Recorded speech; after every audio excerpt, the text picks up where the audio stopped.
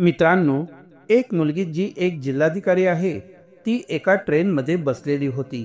ती आपल्या गावी जात होती आणि तिच्या मनात हजारो विचार चालू होते, कारण ती खूप दिवसांनंतर आपल्या गावी जात होती.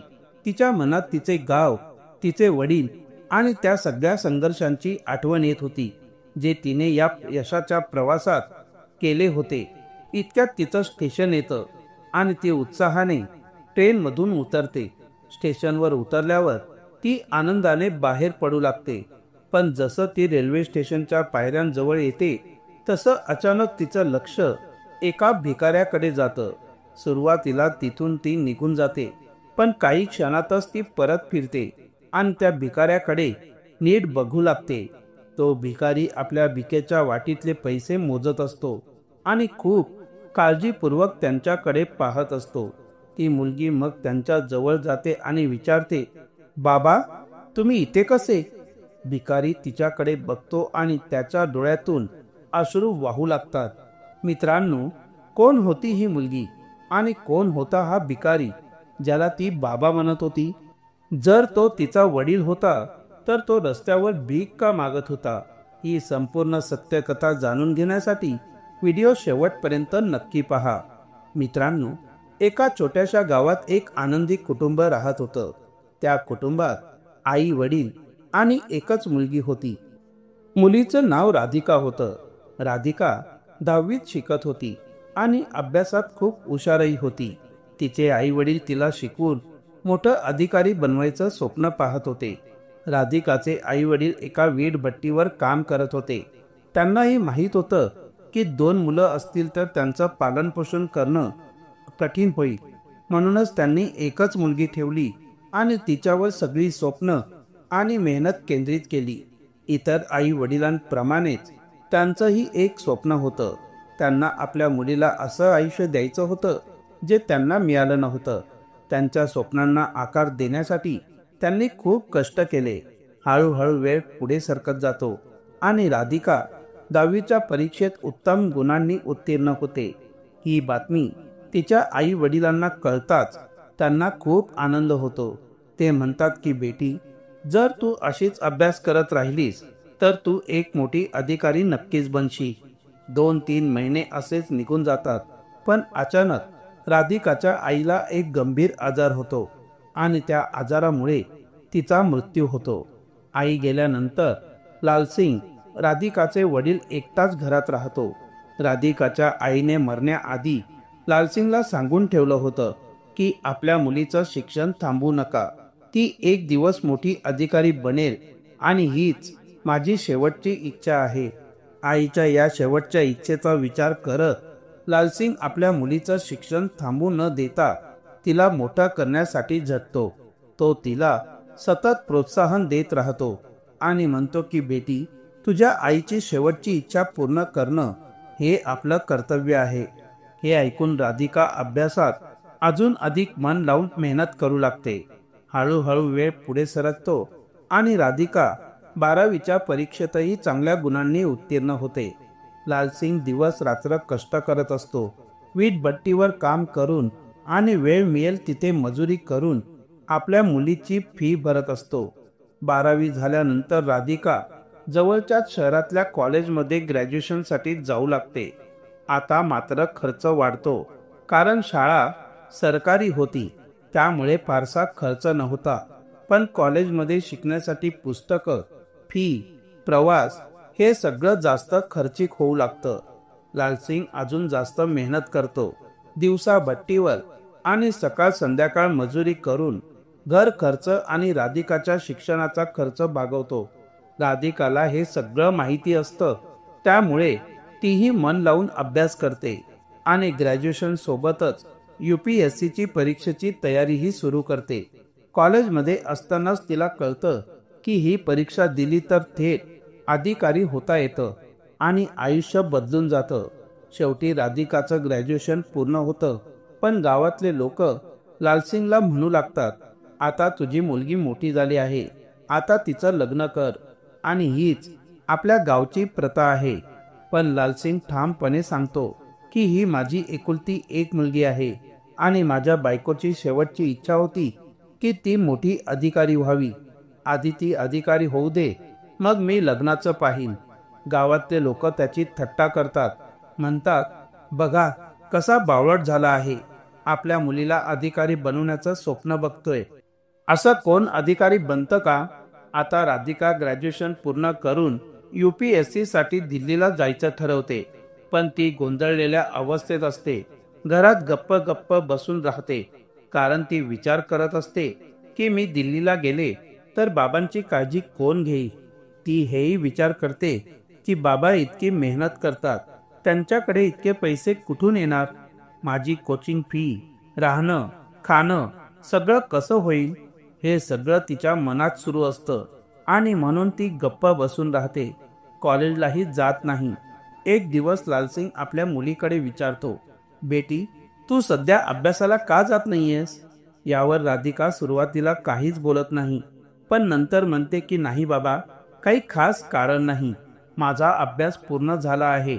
आता मी फॉर्म भरते आणि कदाचित एखाद्या चांगल्या नोकरीसाठी माझं सिलेक्शन होईल. हे ऐकून लालसिंग थोडा आश्चर्यचकित होतो. कारण लहानपणापासून तो तिला सांगत आला होता की बेटी तुला मोठी अधिकारी व्हायचं आहे.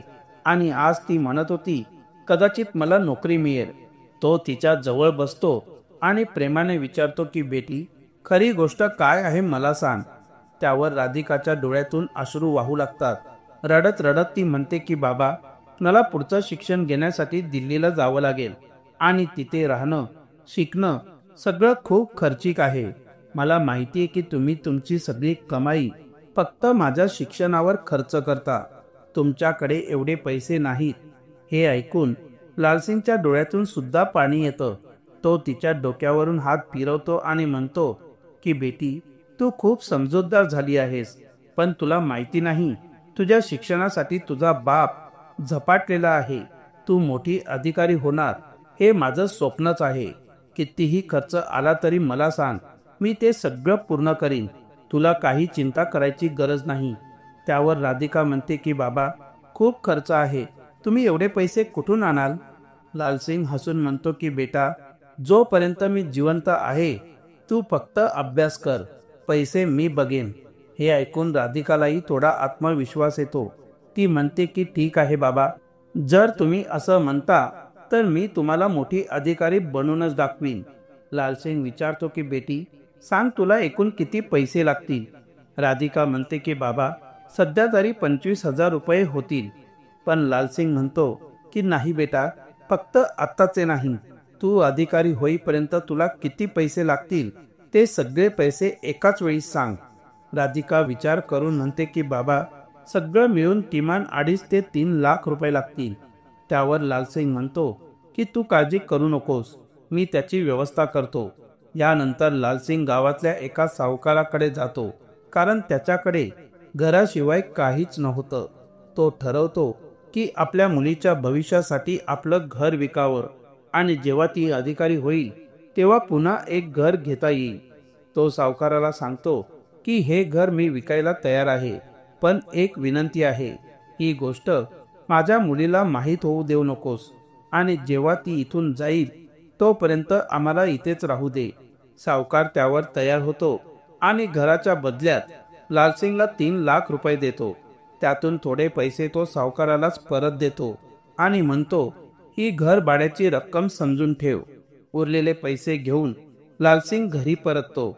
घरी येऊन तो राधिकाला तयार करून स्वतः सोबत शहरात घेऊन जातो, जेणेकरून ती तिथे जाऊन अभ्यास करून एक मोठी अधिकारी बनू शकेल. तिथे पोचल्यावर लालसिंग राधिकासाठी एका बँकेत अकाउंट उघडतो आणि त्या खात्यात तिच्या अभ्यासासाठी आवश्यक असलेले सर्व पैसे जमा करून टाकतो. नंतर तो पासबुक तिला देतो आणि म्हणतो की बेटी, या खात्यात इतके पैसे आहेत जेवढे तू मागितलेस त्याहूनही जास्त. आता माझी शेवटची इच्छा एवढीच आहे की तू मोठी अधिकारी बनूनच परत यावी. त्याआधी या गावात परत येण्याचा विचारही करू नकोस, कारण गावातले लोक सतत टोमणे मारतात. म्हणतात, तरुण मुलगी शिकवतोयस, उद्या काही उलटसुलट घडलं तर काय तोंड दाखवणार. मला या गावकऱ्यांना उत्तर द्यायचं आहे आणि त्यासाठी तूच माझी आशा आहेस. तू अधिकारी बनूनच परत यावं. हे ऐकून राधिकाच्या मनात अजूनच प्रेरणा निर्माण होते. त्यानंतर लालसिंग तिला तिथून पुढच्या प्रवासासाठी सांगतो. राधिका दिल्लीला निघून जाते. तिच्या कॉलेजमधल्या काही मित्रमैत्रिणीही तिच्या सोबत होते. तिथे पोचल्यावर ती अभ्यासाला लागते. तिच्या सोबतच काही मैत्रिणी होत्या ज्या UPSCची तयारी करत होत्या. हळूहळू वेळ पुढे सरकतो आणि परीक्षा द्यायची वेळ येते. राधिका प्रामाणिकपणे परीक्षा देते, पण जेव्हा निकाल लागतो तेव्हा तिचा पहिलाच फेज प्रिलियम्सही पार होत नाही. हे पाहून तिच्या मैत्रिणी खूप निराश होतात आणि त्या कोचिंग सोडून घरी परत जातात. पण राधिका मात्र ठरवते की ती वडिलांना दिलेलं वचन पाळणार. मी परत येईन तर अधिकारी बनूनच, अन्यथा नाही. म्हणूनच ती तिथेच थांबते. यावेळेस तिच्या सोबत कोणीच नव्हतं. ती एकटीच खोलीत बसून दिवस रात्र अभ्यास करत राहते. ती मनापासून मेहनत करते, पण जेव्हा दुसऱ्यांदा निकाल लागतो तेव्हा पुन्हा तिचे स्वप्न धुळीस मिळते. ती पुन्हा खचते, पण थांबत नाही. ती तिसऱ्यांदा तयारी सुरू करते आणि यावेळेस ती प्रिलियम्स, मेन्स आणि इंटरव्ह्यू सगळं क्लिअर करते आणि अखेर ती कलेक्टर बनते. राधिकाला जेव्हा समजतं की ती कलेक्टर झाली आहे तेव्हा तिच्या आनंदाला पारावार राहत नाही. ती जबरदस्त उत्साहात लगेच तयारी करते, ट्रेनचं आरक्षण करते आणि थेट आपल्या गावासाठी निघते. गाडीत बसून ती सतत आपल्या गावाचा, वडिलांचा विचार करत राहते. स्टेशनवर गाडी थांबते. राधिका ट्रेनमधून उतरते, स्टेशनकडे पाहते आणि मनात खूप भावना दाटून येतात. ती आनंदात पुढे निघते. स्टेशनच्या जिन्यावरून खाली उतरते, पण जसजशी ती उतरते तसं तिचं लक्ष जिन्याच्या बाजूला बसलेल्या एका भिकाऱ्याकडे जातं, ज्याच्या हातात एक भिकेचं कटोरं असतं. त्या भिकाऱ्याच्या कटोऱ्यात काही खुले पैसे होते आणि तो त्यांना मोजत होता. तेव्हा राधिका धावतच त्यांच्याकडे जाते आणि म्हणते की बाबा, तुम्ही इथे आणि अशा अवस्थेत? तेवढ्यात तो भिकारी डोळे उघडून तिच्याकडे पाहतो आणि पाहता क्षणीच फुटून रडायला लागतो. कारण मित्रांनो, तो भिकारी दुसरा कोणी नसून राधिकाचा वडील लालसिंग होता, जो आज परिस्थितीमुळे भिक्षा मागायला भाग पडला होता. आपल्या वडिलांच्या अशा अवस्थेतला चेहरा पाहून राधिका सुद्धा कोसळते आणि दोघंही एकमेकांच्या मिठीत रडायला लागतात. राधिका म्हणते की बाबा, तुम्ही पाहिलेलं स्वप्न मी पूर्ण केलं. मी आता अधिकारी झाले, पण तुमची ही अवस्था कशी झाली? थोड्या वेळाने लालसिंग शांत होतो आणि राधिकाला सगळी हकीकत सांगायला लागतो. तो म्हणतो की बेटा, तुला आठवतंय का, मी तुझ्या खात्यात पैसे जमा केले होते? राधिका म्हणते की हो बाबा, मला आठवतंय, पण ते पैसे कुठून आणले हे तुम्ही मला कधीच सांगितलं नव्हतं. लालसिंग म्हणतो की बेटा, मी माझं घर विकलं होतं. त्या पैशांमधून काही भाड्याने राहण्यासाठी दिले आणि उरलेले तुझ्या खात्यात टाकले. मग मी त्याच घरात भाडेकरू म्हणून राहायला लागलो. रोज मजुरी करून त्या घराचं भाडं भरत होतो. पण एक दिवस अचानक माझ्या पायाला दुखापत झाली आणि मी काम करू शकत नव्हतो. त्यामुळे मी भाडं भरू शकलो नाही आणि घर मालकाने मला घराबाहेर काढलं. शेवटी मी इथे स्टेशनवर आलो, कारण इथे भीक मागून निदान पोट भरणं तरी शक्य होतं. पण आज तू मोठी अधिकारी झाली आहेस, म्हणून आता मला कोणतीच चिंता नाही. त्यांच्या डोळ्यात पाणी आलं होतं, कारण एका वडिलांनी आपल्या मुलीला अधिकारी बनवण्यासाठी इतकं त्याग केलं होतं की भीक मागण्या इतपतही झुकावं लागलं होतं. हे ऐकून राधिका आपल्या वडिलांना घेऊन थेट गावाकडे येते. गावी आल्यावर ती त्याच जुन्या घरात वडिलांना ठेवते आणि बचतीतून काही पैसे घर मालकाला भाड्यासाठी देते. राधिका म्हणते की बाबा, आता तुम्ही इथे आरामात राहा. मी वेळोवेळी तुम्हाला पैसे पाठवत राहीन. नंतर ती आपल्या ट्रेनिंगसाठी परत जाते. ट्रेनिंग दरम्यान मिळणाऱ्या पगारातून ती वडिलांना नियमित पैसे पाठवत राहते. तिने गावातल्या एका प्रामाणिक माणसाला ठेवलेलं असतं, जो तिच्या वडिलांची सेवा करत असतो आणि पैशांचं योग्य व्यवस्थापन करत असतो. साधारण 2 वर्षांनी तिचं ट्रेनिंग पूर्ण होतं आणि राधिकाची पोस्टिंग एकाच जिल्ह्यात होते. पोस्टिंग झाल्यावर ती एक दिवस गावाला जाते आणि आपल्या वडिलांना घेऊन थेट आपल्या सरकारी निवासस्थानी आणते. तिला सरकारी घर मिळालं होतं आणि ती त्यात वडिलांना ठेवते. तिची सेवा करणारा तोच माणूस तिथेही तिच्या सोबतच असतो. ती आपल्या वडिलांची मनापासून काळजी घेत असते. अशा प्रकारे 6 महिने जातात आणि एक दिवस अचानक गावाहून काही लोक तिच्याकडे येतात आणि एका गावातील कार्यक्रमासाठी तिला आमंत्रण देतात. ते गावकरी राधिकाला सांगतात की बेटी, हा एक सामाजिक कार्यक्रम आहे, यामध्ये तुला जरूर यावंच लागेल. संपूर्ण गावकरी तिथे असतील आणि जर तू तिथे आलीस, आपल्या संघर्षाची कहाणी सांगितलीस तर सगळ्यांना मोठी प्रेरणा मिळेल. सुरुवातीला राधिका थोडं टाळते, पण गावकऱ्यांचा आग्रह पाहून शेवटी ती मान्य करते. कार्यक्रमाचा दिवस उजाडतो आणि राधिका आपल्या वडिलांसोबत सरकारी गाडीतून थेट गावाकडे निघते. गावात पोहोचल्यावर ती कार्यक्रमात सहभागी होते. ती स्टेजवर जाते आणि सर्वांसमोर आपल्या वडिलांनी केलेल्या त्यागाबद्दल सांगू लागते. जेव्हा गावकरी तिच्या संघर्षाची, तिच्या वडिलांच्या प्रेमाची आणि त्यागाची कहाणी ऐकतात, तेव्हा तिथं उपस्थित अनेक लोक फुटफुटून रडतात.